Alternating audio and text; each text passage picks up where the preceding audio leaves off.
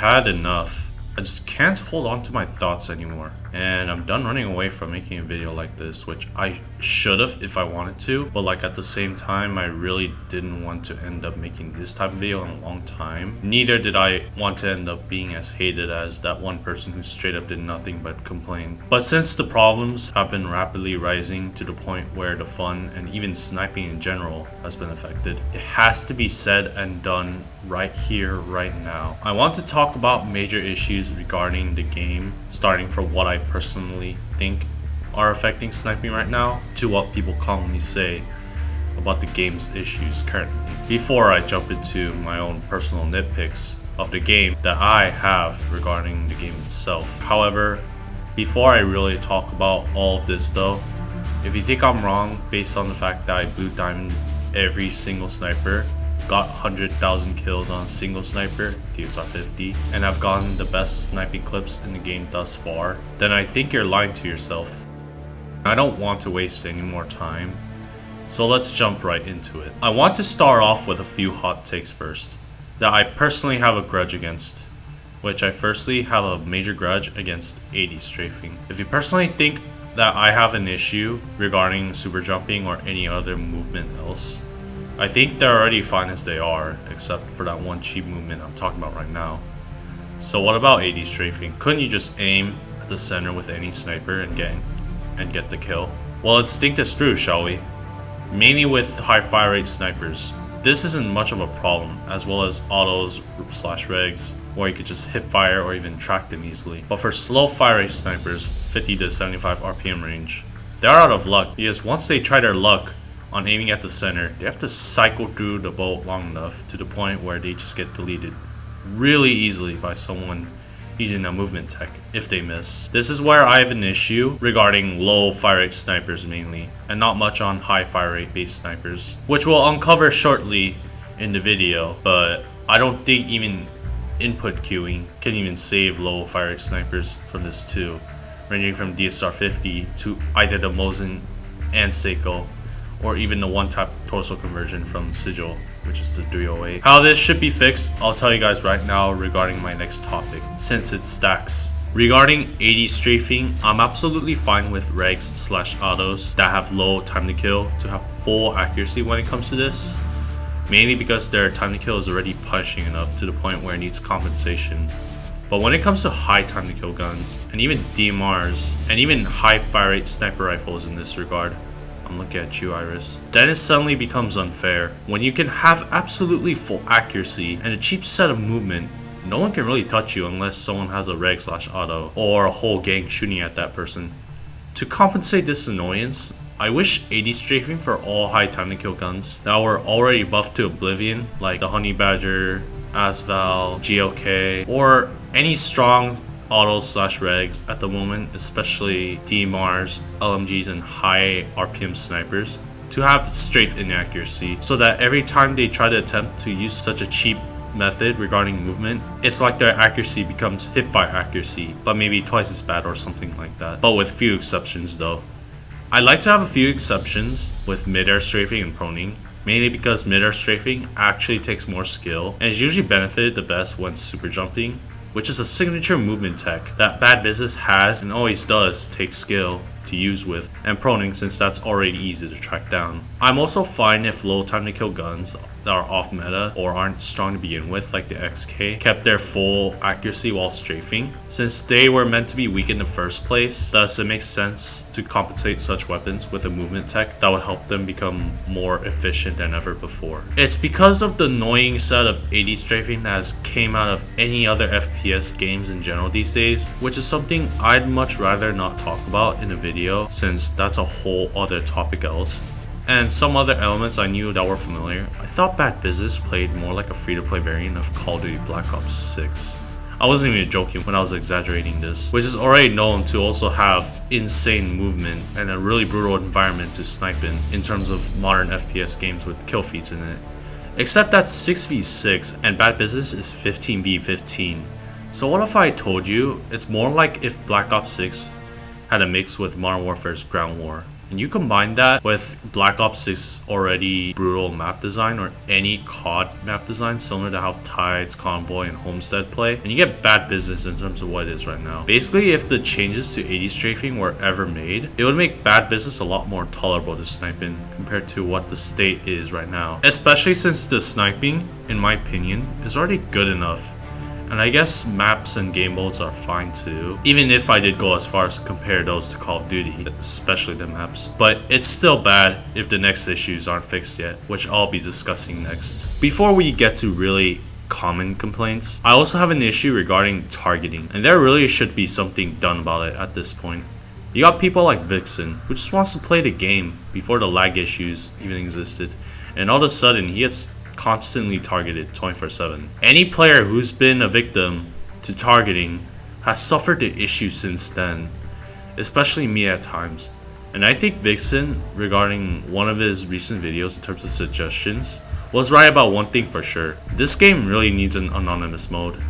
And yes, this is one of the only solutions to this that can be made at this very moment, in my opinion. How I'd like this to work is that if any player ever feels targeted, they can just press the anonymous mode button in wherever they're located, and they would constantly change outfits to whatever is being commonly worn within the lobby. But if that's not possible, then the default suit should be fine too. And the name and in-game stats to constantly change to whatever masks the player the best at that point. I would even like it if the profile stats also gets randomized as well, so it's impossible to track who is masked with who, so the targeter can fool themselves to targeting someone else instead of the actual victim, or just instantly leave. I know this will be a tough thing to do, but I think this should be done as soon as possible, because the targeting situation is currently a huge mess for a good number of people right now. Now I get to what is commonly known to the community at this moment, starting off with the terrible lag issues people have been complaining about to this very day. I think I've gotten used to it by now, since I can hop and get into less laggier lobbies compared to when the update first launched, but I've seen it where the devs from Rudev have done their best to fix it, and because of this, I truly blame Roblox, because they've so far done really nothing to fix this, which is absolutely sad considering Rudev has to take the blame for this from the community, and Roblox likes to just sit back and watch people who play Roblox FPS games like bad business suffer. I truly think this could be Roblox's fault mainly, because if you've been to the Roblox community long enough, you already know how incompetent Roblox can get. I mean, just look at the price floor increases, for example, or even their enforcement to public UGC, which is literally non-existent. Let's also know the fact that Roblox is notorious for disconnecting people out of their lobbies for no reason. And their ping issues too, where in any Roblox FPS games, if you hide under cover with high ping, it looks like you're getting shot through a wall, even if those games don't have wall pinging in it. They truly look like they don't care. But judging by that one dev forum post posted a while back and responded a week back, if I remember correctly, only one Roblox staff cared, and that was it. It's just really sad, and at the moment I don't know if there really is anything that can be done to fix it. But I'm just gonna say that I'm hoping for the best for the devs to fix this further if they can, even if the majority of the Roblox staff themselves don't really care much about it. I'd also like to talk about the terrible team mounting issue that's going on right now. I'm always constantly annoyed where one team is always filled with people who are already insane at the game against people who are just casuals. It's really unfair by the fact that people have to suffer through such pain, and I get that the devs at Rudev have their own balancing system, but I think I might have a better solution, or a better set of them. One of them consists of bringing back the old balancing, where if one team lacked a player to equate the 12v12 battle, where it's 12v11 at the moment, for example, then that player would join that 11 player team to equate it. Another way that I think would also make it slightly better would be if the game just scrapped all the current factors of team mounting and simply just make the game judge based on how active you are in the previous match. Because I've noticed how much AFK people can literally exist in a single match, and they wouldn't spawn for half or even the majority of the whole round, and that makes it less engaging. If this solution ever applies, this would make it where half the people who are AFK are equally distributed rather than the half of the entire enemy team being AFK for a majority of the round at worst. This could arise issues like, as mentioned before, having unbalanced teams the game has right now, but 10 times worse. So I have one more idea. If the two ideas I had mentioned wouldn't work well for Bad Business, I think if Bad Business kept this team balancing, but it had a button so you can swap teams similar to how Energy Assault and Enforcement did it properly, then I think it would make Bad Business more tolerable to play in general. And in case if the balancing ever gets too much, it would prohibit anyone else from swapping teams. That way team balancing can be done by the user itself, rather than relying on the system to do it for them. So frustration regarding that would be less of an issue compared to right now. Next, I'd like to complain about the player count issue. Mainly because of this, we're seeing more and more lobbies that people do not want to genuinely hop on and play, since they're usually filled with people that aren't exactly casual and are just there to burn people out. But there really isn't much that can be done about it. However, I do like to say that I wish this could be fixed with anything that could boost the player count up significantly at the moment. I remember when the games event boosted the player count the biggest this year thus far. So besides events and today's picks, which is usually selected by chance by Roblox themselves, if this was ever possible, I think public UGC would definitely benefit Bad Business the most at the game's current state right now. Because there's always gonna be people who want to stack free UGC, and they usually join games with that pretty massively at times. And I think it would really be great if Bad Business had one too, to make it more alive. However, I doubt this, because I don't think Rudev even has a team member who can do anything UGC related, so there really isn't much to fix that part too if that option isn't there. Lastly, and this is between the borders of major issues and nitpicks, is that with Bad Business having mobile servers just shoved within button prompts, and the fact that they have their own exclusive servers that also kill the fun for many players trying to play the game PC wise, I think that's causing the game to have PC players who would typically struggle in PC servers just hop into console or probably their own phones or tablets and use their keyboard and mouse just to have better fun in their point of view. I truly think at this point, since the player count is starting to drop below 1,000 players every day, we should really start to have Bad Business servers merging together for good, with the only exception being console, which at the moment still doesn't have aim assist to this very day. Since mobile servers are typically made up of assumingly half or few of the entire active player base right now, I think with their current strong aim assist they have from mobile servers, and if they were ever to be transferred to the main game, they would still have some sort of chances to counter aim anyone playing on PC, so they don't get left behind completely and the game can be more playable and united again. Just like the time where PlayStation got released to Roblox and that skyrocketed the player count to an absolute high before the game's event, of course. I think if these major issues were ever to be fixed, sniping universally would be a lot more fun to play with in terms of the game's state right now, and it would definitely make it more tolerable for people to try to hit really good sniping clips in general. Now let's talk about some nitpicks that I do have against the game that is going to be more towards the optional side, rather than a quote-unquote I wish to have this fixed immediately type of issues. I want to start this off with another issue that is also between major issues and nitpicks, and there's two of them. One of them happens to be, in my personal opinion, the game modes. When party game modes clash into core game modes, you got people who just wanted to farm the game with the least amount of time to enjoy life the fastest, especially touching grass, then you know it's not going to go well, because there's always going to be casuals voting party game modes over core game modes, and that really messes up with people who want to grind whatever they need to grind. So in order to fix this, I wish the game had optional playlists. Since we all know a server browser will never happen at all, but a set of playlists would actually be something that would make the game at least more tolerable, whereas core game modes can stay in the actual game and party game modes can just go into a separate type of servers. Similar to how mobile servers are currently like right now, in which if there are actual party game mode enjoyers, they could just hop into those servers and constantly have fun with only party game modes without core game modes interfering with them. Another thing regarding user options I want to discuss that is also between major issues and nitpicks would be the map selection. I just can't get over the fact that Kerosene and Convoy gets overvoted constantly compared to the better maps in the game, and in my opinion, I see this more like a nitpick. But to many, it's more like between major issues and nitpicks, which I discussed from the start of this topic. So to fix this, I really wish there could be an option to pick what map preferences you want, so that if the lobby you're in votes for a map you don't want, the game can just teleport you into a map that has a certain map or map size that you prefer to have. For example, say if you want a close quarter map like Live Fire, rather than something like Homestead, the game will just teleport you to a lobby that has a close quarter map, so the player can have more fun at the game than ever before. But I doubt this will ever truly apply to bad business, since this just takes as much work as a server browser according to the devs.